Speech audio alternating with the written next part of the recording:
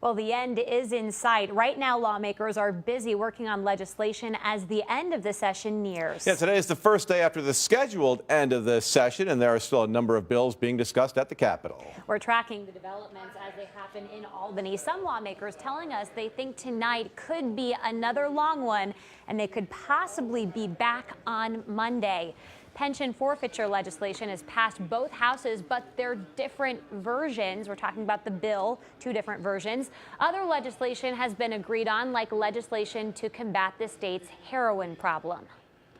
And local school districts are watching closely as the Assembly debates a bill that would make testing for lead a requirement for public schools. Our Capitol reporter Kimberly Howard has been talking to school officials about the legislation. She joins us in our studio now live. And Kimberly, some districts already are doing some testing of their own. Yeah, that's right, Greg. Samples that were taken in Amsterdam actually came back positive. In Schenectady, they came back negative. Now, this bill, which has already passed the Senate, would require every public school to not only test for samples in every single building, it would also make sure that the water is safe. You know, it was a surprise to me to find out that schools didn't have to test for lead in water. A surprise to school officials and lawmakers who are well aware of how dangerous lead can be. Obviously, it's the children who could be most affected, right? Their brains are still growing. Concerned about what could be lurking in the pipes, Schenectady Schools was one of several districts statewide who decided to do a preliminary test. But we did a sampling across the district. Everything, was really good.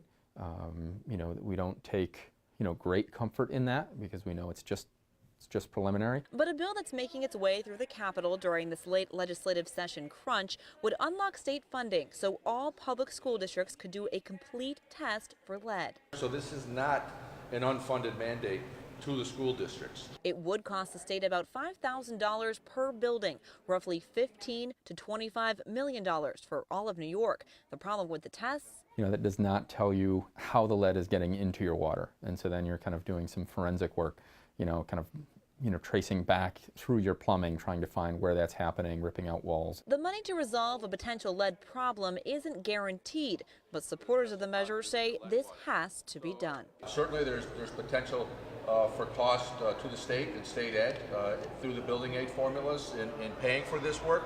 But what's our alternative? To allow our kids to continue drinking lead-tainted water? That's unacceptable. And all eyes are now on the Assembly, which has yet to pass this bill. The bill would only apply to public schools, not private or charter schools or daycare centers.